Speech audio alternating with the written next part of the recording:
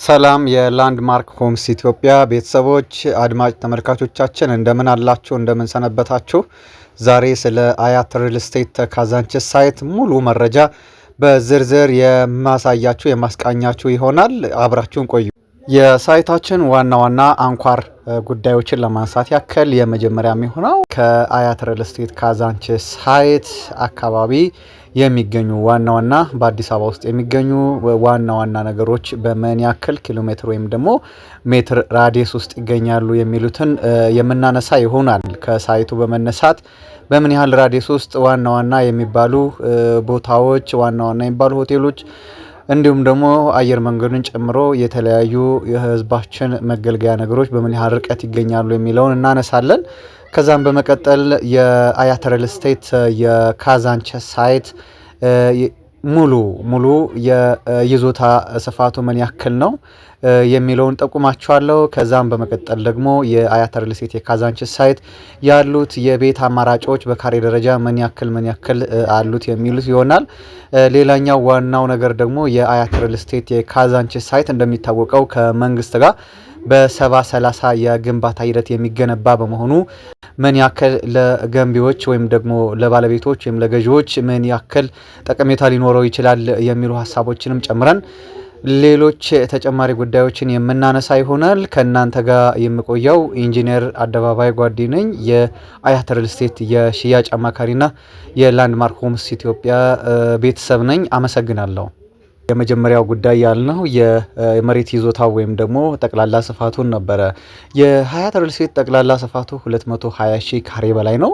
በንጽጽር ለማስቀመጥም የመስቀል አደባባይን 4 እጥፍ አካባቢ የሚሆን እንዲሁም ደግሞ የወዳጅነት ፓርክ ግማሽ አካባቢ የሚሆን ማለት ነው። የወዳጅነት ፓርክ 464 ሺህ ካሬ ወይም ደግሞ ወደ 46 ሄክታር አካባቢ ነው።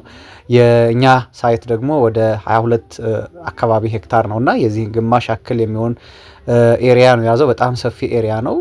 ለማስታወስ ያክል እንግዲህ ይሄ ሳይት በዮናስ ጨርጨር አድርጎ ቤተ መንግስት በግቢ ገብርኤል አድርጎ ቀጥታ ወደ አዋሬ በአዋሬ ደግሞ ወንዟን በመያዝ ወደ መለስ ፋውንዴሽን አካባቢ የሚያካልል እጅግ ሰፊ የሆነ ኤሪያ ላይ ነው ያለው። እንግዲህ ጠቅላላ ይዘቱ ይህን ይመስላል። 220 ሺህ ካሬ ላይ የተንጣለለ ሰፊ የሆነ እጅግ ዘመናዊ የመኖሪያ መንደር ነው።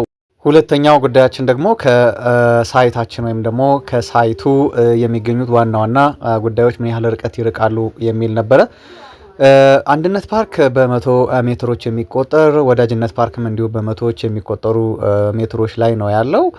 ቀጥሎ ያሉት ሆቴሎች ናቸው። እነ ኤሊሊ ሆቴል፣ ጁፒተር ኮንቲኔንታል ሆቴልን ጨምሮ ሌሎች ሆቴሎች ደግሞ በ1 ኪሎ ሜትር ራዲየስ ይገኛሉ። ሴቶች አደባባይ አካባቢ በ1 ኪሎ ሜትር ራዲየስ፣ 4 ኪሎ በ1 ኪሎ ሜትር እስከ 2 ኪሎ ሜትር ባለው ራዲየስ ይገኛል።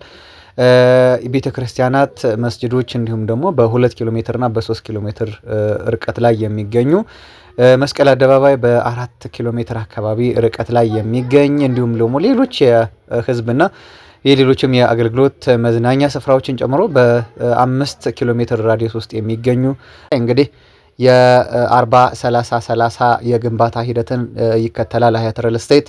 ይህም ማለት 40% ከጠቅላላው ማለት ነው። ከ220 ሺህ ካሬው ወደ 40% የሚሆነው እንግዲህ ህንፃዎች የሚገነቡበት ሲሆን ቀሪ 30% ደግሞ የተለያዩ ለአፓርትመንት ለነዋሪዎቹ የሚሆኑት አሚኒቲ ወይም ደግሞ ሚኒቲዎች የሚገነቡበት ስፍራ ነው ያለው።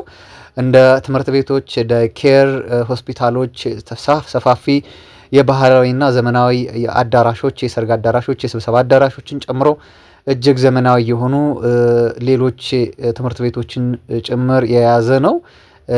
ሌላው 30% ደግሞ የመዝናኛ ስፍራዎችን የያዘ ሲሆን አነስተኛ የእግር ኳስ ሜዳዎች፣ የመሮጫ ትራኮች፣ የልጆች መዝናኛ ስፍራዎች፣ የበረዶ መንሸራተቻዎች እንዲሁም ደግሞ ሌሎች የባይስክልና የሽርሽር ቦታዎችን የያዘ ፓኬጅ ነው ያለው። ስለዚህ ጠቅላላ 60% የሚሆነው ከጠቅላላው ኤሪያ ማለትም ከ220 ሺህ ካሬው ላይ 60% የሚሆነው ጠቅላላ ለመዝናኛ ስፍራዎችና ለተለያዩ አገልግሎቶች የሚውል መሆኑ ማከራየት ቢሉ በዶላር የሚከራይ ነው። እንደምታውቁት ካዛንቺስ አካባቢ እንግዲህ አብዛኛው ኪራይ በዶላር ነው። በዶላር አከራይታችሁ ትርፋቸውን ወይም ደግሞ ሬቬናቸውን በአጭር ጊዜ ውስጥ ማግኘት የምትችሉበት መንግስት ጋር መሆኑ በጣም ለደንበኞች ደግሞ በጣም ጥሩ ነገር ያለው መሆኑን ልጠቁማችሁ እፈልጋለሁ። በእያንዳንዱ የግንባታ ሂደት በእያንዳንዱ ፕሮግረስ ውስጥ መንግስት እንግዲህ እነዚህን የሚቆጣጠርበት እድሉ ስላለ መቆጣጠሩ ለደንበኞቻችን እንግዲህ ብዙ ጥቅም ያለው ነው ብለን እናስባለን።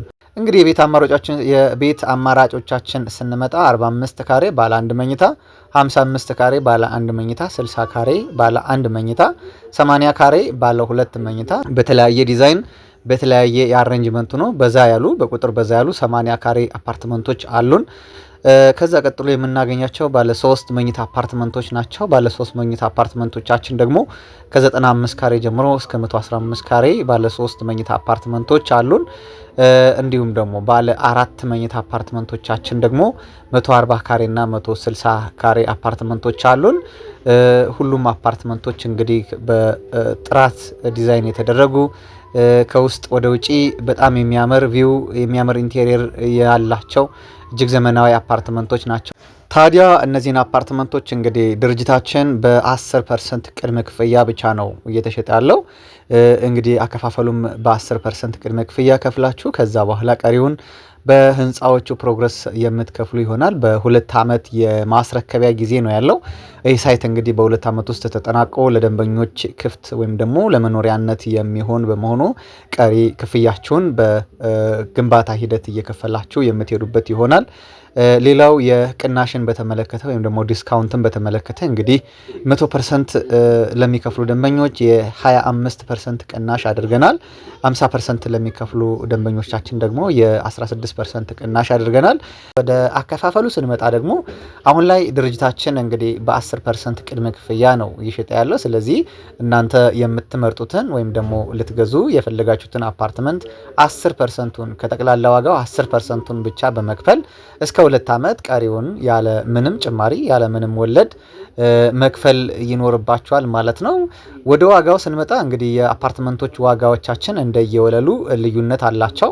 ከ3ኛ ወለል ጀምሮ እስከ 11ኛ ወለል ተመሳሳይ ዋጋ ነው ያላቸው። በካሬ 124980 ብር አካባቢ ነው ያለው። ከ11ኛ ወለል ደግሞ እስከ 19ኛ ወለል አካባቢ ተመሳሳይ ዋጋ ነው ያላቸው። በ116000 ብር አካባቢ በካሬ እየሸጥን ያለ ነው። ከ19ኛ ወለል ጀምሮ ደግሞ እስከ 25ኛ ወለል 26ኛ ወለል አካባቢ በካሬ 107000 ብር እየሸጥን እንገኛለን።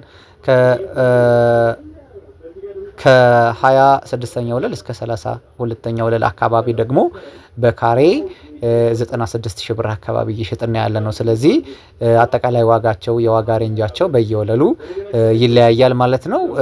ይህም ማለት የ45 ካሬውን ለምሳሌ ብናሰላው 45 ካሬ ባለ 1 መኝታ የሚፈልግ ሰው ከ3ኛ እስከ 11ኛ ወለል ላይ ዋጋው ወደ 5.6 ሚሊዮን አካባቢ ነው። ወደ ላይ ሲሄድ ደግሞ እየቀነሰ ወደ 4.8 ሚሊዮን፣ 5.2 ሚሊዮን፣ 4.8 ሚሊዮን እያለ እስከ 4.3 ሚሊዮን ሙሉ ክፍያ ይሆናል ጠቅላላ ዋጋው ማለት ነው። እንግዲህ የኮንስትራክሽን ፕሮግረሱን ወይም ደግሞ የኮንስትራክሽን ሂደቱን ስንመለከት የኮንስትራክሽን ሂደቱ አሁን ላይ ማስ የሆነ ኤክስካቬሽን እንዲሁም ደግሞ አንዳንድ ሳይቶች ላይ አንዳንድ ቦታዎች ላይ የኮንክሪት ስራ ተጀምሯል። እንግዲህ ይሄ አጠቃላይ አሁን ያለበት ፕሮግረስ ነው። በዘመናዊ ቴክኖሎጂ የሚገነባ በመሆኑ የ2 ዓመት ጊዜ ውስጥ ደርሶ ደንበኞች እንግዲህ ቤቶቻቸውን የምናስረከባቸው ይሆናል። የድርጅታችን ተወዳጁ ነገር ነው ከሌሎች ከማስረከብ ጀምሮ ያሉት ነገሮች ማለት ነውና ምንም አይነት የዋጋ ጭማሪ ኢንክሪመንት የለም። በእነዚህ 2 ዓመታት ውስጥ በግንባታ ሂደት የብረት፣ የሲሚንቶ፣ የሌሎች አማራጮች ወይም ደግሞ የሌሎች የግንባታ እቃዎች ቢጨምሩ ድርጅታችን ምንም አይነት ኢንክሪመንት አለማድረጉ ውሉ ላይ መካተቱ ደንበኞቻችን የሚወዱት ነገር ነው። ስለዚህ በ2 ዓመት ውስጥ ዛሬ በተዋዋላችሁበት ሙሉ ክፍያ ቀሪው ክፍያቸውንም የምትከፍሉት በዛ ሂደት ይሆናል ማለት ነው። ይሄ ድጋሚ የሚገኝ ስላልሆነ ካዛንቺስ አሁን እንደምታዩት ከ2 ዓመት ከ3 ዓመት በኋላ ቤት የሚገኝበት እድሉ በጣም ጠባብ ስለሆነ ዛሬ ነው ቤት የምትገዙበት፣ ዛሬ ነው የቤት ባለቤት የምትሆኑበት፣ ዛሬ ነው የእናንተን ፍላጎት የምታማሉበትና ዛሬውኑ ኢንቨስት አድርጉ። ዛሬውኑ መኖር ነውና ዛሬውኑ ኢንቨስት ያድርጉ። ለተጨማሪ መረጃ ደግሞ ታች ላይ በምናስቀምጥላችሁ የስልክ ቁጥር በመደወል ሙሉ መረጃዎችን አሊያም ደግሞ ሳይት ቀጠሮአችሁን እንዲሁም ደግሞ ቤት መግዛታችሁን ልናረጋግጥላችሁ እንወዳለን። አመሰግናለሁ። ኢንጂነር አደባባይ ጓዴ ላንድ ማርክ ሆምስ ኢትዮጵያ